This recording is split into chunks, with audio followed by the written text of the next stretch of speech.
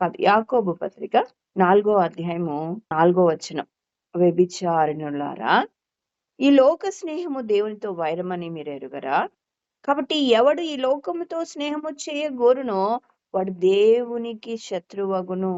ఎప్పుడైతే ఈ లోకంతో మనం స్నేహితులుగా ఉండి దాంతో కలిసిపోయి హ్యాపీగా వాళ్ళతో ఎంజాయ్ చేస్తూ ఉంటామో, మనం ఎవరికి శత్రువులు అవుతామంటే దేవునికి శత్రువులం అవుతాం. కాబట్టి దేవుని అడుగుజాడలో నడవాల్సిన వాళ్ళం ఇప్పుడు ఏమైపోతున్నాం? దేవునికి శత్రువులం అవుతున్నావు.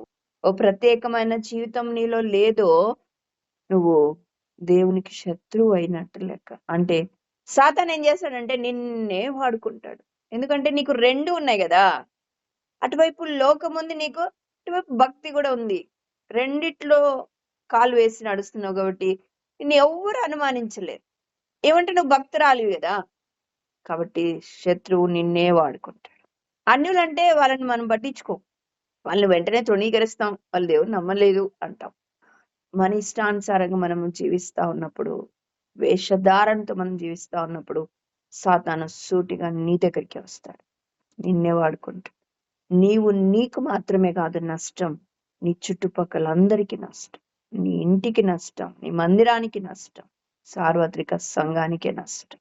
అందుకని భ్రమపరిచే ఆత్మ, వెలుగుదూత వేస్తున్నా కూడా ఉండదు మన మధ్యలోని.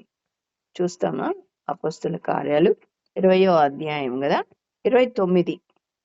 మరి శిష్యులను తమ వెంట ఈడ్చుకొని పోవాలని వంకర మాటలు పలుకు మనుషులు మీలోనే బయలుదేరుదురు.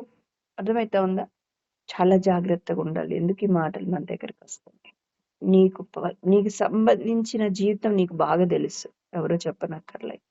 దేవుడు నీతోనే మాట్లాడుతూ ఉన్నాడు. ఎట్లా ఉంది నీ వ్యక్తిగత జీవితం? నీ మాట ఎట్లా ఉంది? నీ తలంపు ఎట్లా ఉంది? నీ జీవితం ఎట్లా ఉంది? పరిశుద్ధత ఏమాత్రం ఉంది?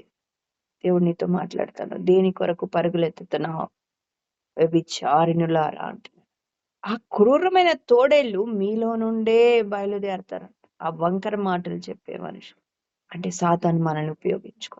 వాడి మార్గంలో వెళ్ళిపోతున్నాం, వాడి చేష్టలు చేస్తున్నాం, వాడి తలంపులు తలంచుతున్నాం, వాడికి ఇష్టమైనట్లు జీవిస్తున్నాం గనక ఇప్పుడు వాడికి ఫ్రెండ్స్. ఇప్పుడు మనం క్రీస్తుకు విరోధులు అంటే ఎవరు?